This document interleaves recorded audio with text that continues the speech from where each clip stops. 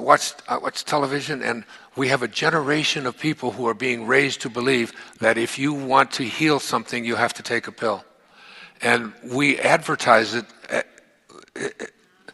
I mean, it's just a constant inundation. Children are exposed to this stuff all day long, every single day. Every time you have the television on, watch all the advertising. Do you know this country and New Zealand are the only two countries in the world that allow advertising of prescription drugs on television? We've gone from a country where getting a prescription was a rare thing when I was growing up. I mean, going to the pharmacy, I mean, and getting a prescription, it was just a really rare thing to do. Now the average person has 7, 8, 9 different kinds of prescriptions that they're taking, and they're being advertised continuously. So it isn't so much that we're being exposed to the idea that we have to take drugs, we have to take, we have to buy this particular drug and that particular drug. What we're being conditioned to, and raising a whole generation of people, and I have a daughter who's in that mess internally in her head, is the belief system that you need something outside of you in order to be able to resolve whatever is going on within you. And, I've seen so many people who, when they change around the kinds of things that they eat, and when they begin to really exercise differently and change, that you start tossing away the prescriptions. You take more than 4 prescriptions, and you're taking 5 or 6, because the combination of the ones working within you is another prescription that you're taking as well. And the number of children, young people, the biggest cause of death amongst teenagers now is the overdose of prescription drugs, particularly pain pills. It's the consciousness that we are raising a generation of people to believe that healing has to take place by buying something at the store and at the drugstore and putting it into your body. When in fact, our body is a pharmacy. Deepak talks about this many times. We've given lectures together on this whole idea of the body is capable of producing whatever chemicals it needs for taking care of anything that shows up in your body. It knows how to do that if you just get out of the way of it and just allow it to be the perfection that it is. And so we've become a country, in the United States particularly, where, the use of drugs for virtually every kind of thing, whether your leg is restless or whether you've got depression of some kind or whether, It's this energy of knowing that healing is possible and that it's in every one of us. And that healing energy is something that all of us have. And that by putting your hands on, or just convincing somebody, or just letting them know that I have such a strong belief in you that you can be healed, that has a tendency to transcend the negativity that is the disease process. And that it isn't some magical faith healing kind of thing at all. I mean, if you read the work of Bernie Siegel, and if you read Deepak Chopra, and you read Dean Ornish, and many of these medical people who are talking about the mind-body connection, they're really talking about a strong sense of connecting to the chi, or the prana, which is just the energies. It's just another word for that energy, for that God force. And knowing that it's in you to be able to put along this current, this healing capacity. So this force, this healing energy, this invisible attraction that we want to use to bring something into our lives, is the same power that you have that allows you to process exactly what I'm saying right this minute. It's almost like you have to do a somersault into the unimaginable. You have to think of yourself as not only having a physical body, but as having an energy body as well. That this energy is assembled around you. And where it is assembled around you determines your agreement with reality. And in order to shift your agreement with reality, which is what I'm asking you to do in this program, to shift your agreement with a reality that says, I don't have this divine capacity. I can't tap into that energy. It's not within me. It's out there someplace. It is not me. And as you begin to tap into this, you learn how to shift this assemblage point of energy. And when you can shift that assemblage point somewhere in back of you, when you can just shift it, your perception shifts. There is nothing that separates you from that divine source except your belief that you are separate from it. Thank you very much. Thank you. I have a dear friend, many of you know, we've put out tapes together, we've appeared on stages all over the world together. He's like a brother to me. His name is Dr. Deepak Chopra, a medical doctor, and a dear and close friend. And whenever anything is going on in my family, if I'm having a problem with one of my children or in my own life, and if I call him up and I'll say, Deepak, or his wife Rita, I'll say, Deepak, what do you think I should do? He always has the same answer. Meditate. I'll say, yes, Deepak, I understand meditate, but I said, what do you think? He said, Wayne, go deep inside and meditate. Always meditate. I'll say, will you put Rita on? Wayne, meditate. I say, all right. And you know, I've learned a lot in meditation. But what I know most about getting quiet and getting peaceful is this, that there's only one power in the universe, and it doesn't matter what you call it. You can call it soul, spirit, consciousness, God. You can call it Louise. You can call it anything that you want. But as Alan Watts said, you can't get wet from the word water. It's not what we call something that gives it its substance. And this one power, this one force that flows through everything and allows everything to be is indivisible. You can't cut it in half. You can't divide it. It's one. It's knowing the one.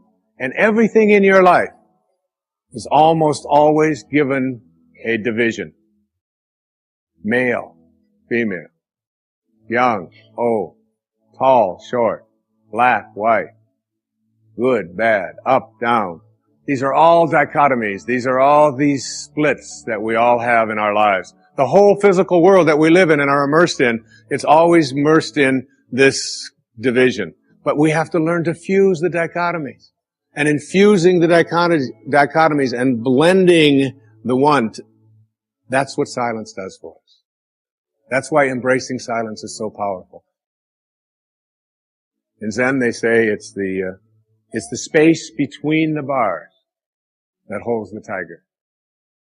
And it's the silence between the notes that makes the music. These words that are coming out of my mouth right now come out of the silence. And finding that silence and embracing it means that you go to the place within you that you cannot divide.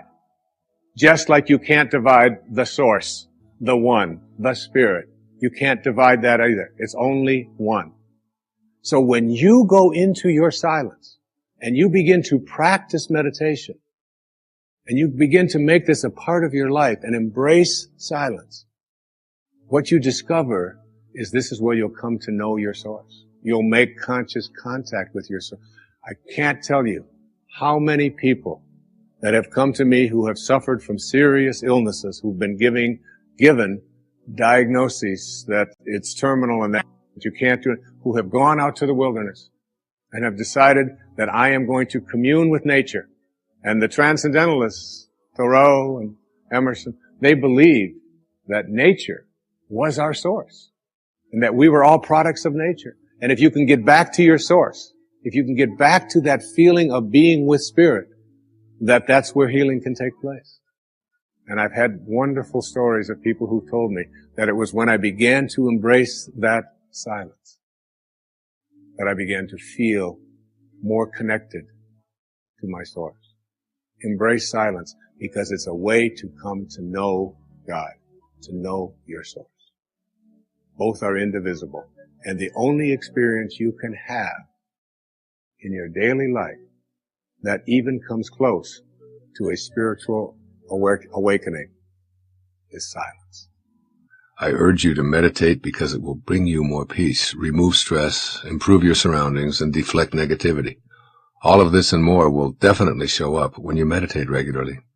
I include the embracing of silence as one of my top 10 secrets for inner peace and success, primarily because it's the only vehicle I know of for making conscious contact with God. God is that which is indivisible. There's only one omnipresent presence called God. This presence is everywhere and is a force that creates and sustains life. It can never be divided or cut up into pieces. There's only one power in the universe, not two. You will find your answers in the silence. Remember, it's out of the void, the emptiness, that everything is created. When you write a musical note, the silence from which it comes is just as much a part of the note as is the sound. So it is with healing anything or any relationship. Going into the quiet and listening will inspire you. I can't imagine speaking or writing without first going to God in silence. I seek alone time and space to allow my inspiration to emerge. The wilderness is therapy. Any time in your life, when you're feeling out of sorts in any way, go to nature and find your peace. Keep your silent communion with God to yourself. Everything that you wish to manifest emerges from spirit, from the silence. You don't use your ego to manifest. In fact, ego can inhibit the creative process. For this reason, I urge you not to divulge your private insights, what you intend to create. As St. Paul said, that which is seen hath not come from that which doth appear. When you talk about your emerging, manifesting ideas and relate your insights to others, you often feel the need to explain and defend them. What happens is the ego has entered, and once the ego is present, the manifesting stops. Silence is where manifesting occurs, so keep your potential miracles in the treasured silence that you embrace as often as possible. You can rely upon it and enjoy basking in the serenity and inner peace that silence and meditation always bring. Being able to manifest your heart's desire, to align yourself and your intentions with this divine organizing intelligence that is limitless, that is inexhaustible, that is ever expanding, that is abundant, that is all providing and all knowing and everywhere at the same time, is like walking down another street. To align yourself with that and to know that that alignment in itself is enough to bring whatever it is that has particularized, that is individualized into the world that you would like to have show up in your life and align with the particularization of that divine intelligence that is you. That it's just bringing it all together. It's just a realignment. And it will cooperate with you. The thing that will keep it from working for you is any obstacle to that flow. As I talked about when I was speaking about unconditional love. The minute that you put hatred, anger, bitterness, tension, anxiety, stress in the way of that intelligence, between you and that intelligence, you block that flow. It is a flowing. That's why we use water as a symbol of it, because it flows at all times. It's like 70% of who you are is water. 70% of this planet is water. 85% of your brain is water. It is the kahunas always use the reference of the symbol of water. Water and the universal God force are the same. That's why you need lots of it in your system at all times as an antidote to any of the things that interfere with your perfection, with your clarity, with your being at one. And so, as you process and try to get a hold of this concept of water, try to imagine you're sitting by a stream and you reach into the stream and you want to get a hold of some of the water. And you reach in and you grab it real hard. And you as tight as you can get it, and you try to hang on to it. Then you open up your hand to see what you got, and you got nothing. Because you can't get a hold of it, you can't grab it, you can't be firm with it. In order to enjoy the water, and to experience the water, to know the water, you put your hand in it, and you relax. And then you get to experience and know the water. The minute that you tighten and grab and insist and try to take it, it flows past you. Well, that's the same thing that happens when you are attempting to rush the universe. It's called don't push the river. You don't push it, you flow with it. You row your boat gently down the stream. Down the stream, not up the stream. You don't fight it. Merrily, merrily, always merrily. And when you grasp that, it's like walking down another street. Now, one of the keys to being able to walk down this street is that you don't have to convince anybody else who is still stuck back there in the tribal awareness, in the tribal consciousness, that indeed this is what will happen and this is what I'm doing.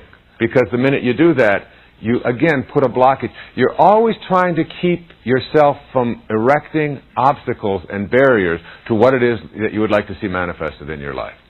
And most of us don't realize that the obstacles that we place in front of us are the things that they're not like bricks, and they're not boards, they're not physical apparatuses. What they are thoughts, ideas, attitudes, consciousness. And the attitude, the consciousness, the awareness of, I want this to happen, I want it to happen now, and if it doesn't happen, then I am going to blame somebody else for it, or anger or hatred or bitterness or any of those kinds of things. Any of those attitudes immediately block the flow of the God force into your life. The characteristics or qualities of self-actualizing people is that they detach themselves from outcome. They are no longer concerned, as it says in the Bhagavad Gita, they are no longer concerned with the fruits of their labors.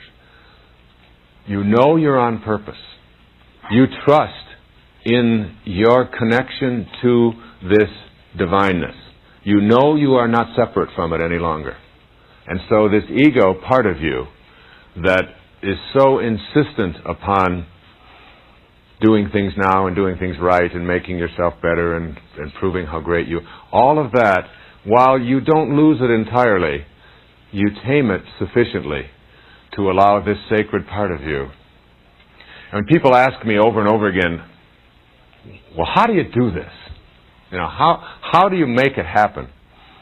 I remember reading in Vivekananda, who was another great saint who came over here to the West in the early part of this century, like 1905 or so. And someone asked him that question. He said, in the springtime, go out and look at the blossoms on the fruit trees. This is how you do it. Just like they do. He said, the blossom vanishes of itself as the fruit grows.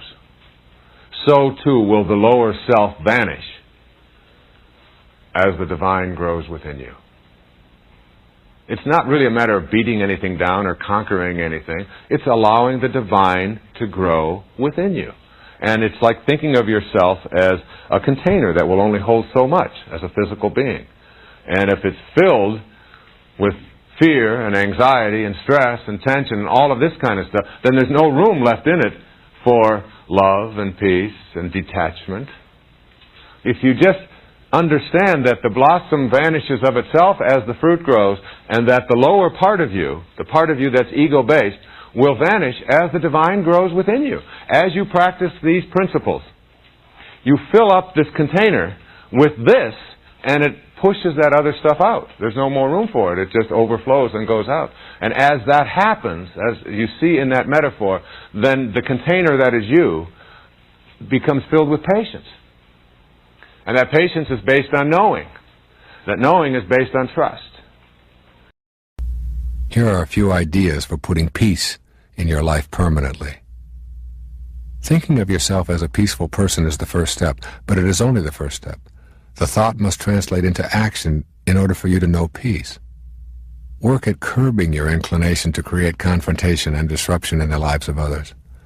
A simple practice of pausing and asking yourself whether your ego, which loves turmoil, or your higher self, which loves peace, is about to act. That pause will help you to send out a peaceful response even in situations where you are feeling impatient or misunderstood. In those situations, you will be able to state simply, for example, you are really having a rough day, to a hassled clerk, rather than, I've been waiting for 15 minutes already and I'm really feeling abused. Send out peace by catching yourself and then consulting your loving presence for a response, rather than relying on your ego. Practice releasing the emotions of fear and guilt and replacing them with love and forgiveness and kindness. Release the guilt by forgiving yourself and vowing to avoid that kind of conduct in the future. You do not need the guilt unless you're going to allow your ego to continue its dominance over your life forever. For example, make a list of all the things that keep you from loving yourself. Your list might include being overweight and jealous or nervous or addicted or incompetent or uncoordinated. Then, regardless of how much effort it takes, reverse your mental sentences and state that you love yourself while being fat, while being addicted, and so on. This will help you to feel peaceful about the choices you've made and to realize that you are not that body or those desires. You are the invisible chooser. As you become more peaceful with the chooser, you will begin to replace the unhealthy choice in a spirit of love. Examine everything that offends you and see if you can get your ego out of the picture. If hunger and starvation in the world offend you, try shifting to a new awareness. Somehow, in some way that I do not comprehend, these things occur in divine order, and so too does my desire to change it exist in divine order. Shed what offends you and act on your desire to make corrections. There will then be no need to fight. Similarly, if you find someone else's behavior offensive, you are interpreting that behavior from your own self-absorbed position, which is that they shouldn't act the way they do. You choose to be offended, hurt, or angry by their behavior. But they are acting the way they are. Your being offended is your ego talking to you to keep you anxious and upset. If you don't take it personally, and if you see the behavior for what it is, you can work to eradicate the evils of the world unimpeded by your ego's encouragement to be offended. Keep in mind that grievances bring turmoil, while communication brings peace. If you want peace in your life, rid yourself of your grievances. The way to shed these grievances is to let go of your own self-absorption and to practice forgiveness rather than revenge. As you let go, you will feel a sense of peace overtaking you. If you are angry towards someone in your life, no matter how difficult you may find it, work at communicating with that person about your aggrieved feelings. Your embarrassment or inner anguish over being wronged is just what your ego wants you to experience, since it will keep you away from your sacred quest and keep you in the clutches of your anxiety-loving ego. Keep this little sentence ready to consult. Judgment and peace are antithetical. A Course in Miracles says the strain of constant judgment is virtually intolerable. It is curious that an ability so debilitating would be so deeply cherished. You must make a daily effort to look upon others without condemnation. Every judgment takes you away from your goal of peace. Your ego loves your judgments because with them you remain in a constant state of anguish and remorse. Keep in mind that you do not define anyone with your judgment. You only define yourself as someone who needs to judge. Judging others with condemnation removes the possibility of your experiencing love. If you can practice just being still rather than condemning, you will get to the bliss I am talking about. You do not have to pretend that you love something that you loathe. Just get still and let the judgments subside. Peace is not found in being right or being hurt or being angry. By all means, work toward righting the wrongs you perceive, but do it with an understanding that an angry heart keeps you from knowing God and the path of your sacred quest. Peace will come to you when you are a healer rather than a judge. Essentially, embracing the truth is welcoming your higher self and coming to know God. All that is not authentic will drop away automatically. Your ego works hard to convince you that you are separate and better than everyone else, and you know that it does not take kindly to your embracing anything that threatens its existence. But remember that this is your inauthentic self, your false self. Deception is going to play a big role in your life when you embrace ego as your guide. Therefore, in order to abandon your reliance on that false self with all of its deception, you will have to make a new agreement with truth. I encourage you to actually write yourself a contract in which you agree to include truth as your companion in your thoughts, in your conversations, and in your life. This is a big challenge and perhaps difficult for you, but it is guaranteed to lead you to the path of your sacred self. Begin by looking honestly and fearlessly at who you are beneath all the surface trappings that you have surrounded yourself with. You have a human storyline, as does every person who has ever lived on this planet. That storyline begins with your conception, continues through your childhood, and all of your personal triumphs and tribulations, right up to this very moment. You know that there is an eternal aspect of you beneath the surface, and that for this part of you, only the truth will suffice. God's one and only voice's silence means that God is that which is indivisible. There is no place that God is not. And you can't divide God up and say that God is on this side or God is on that side. I've often said that God isn't doing anything different now than God was doing an hour ago or 100 years ago. And God isn't doing anything different now than he will be doing 1,000 years from now.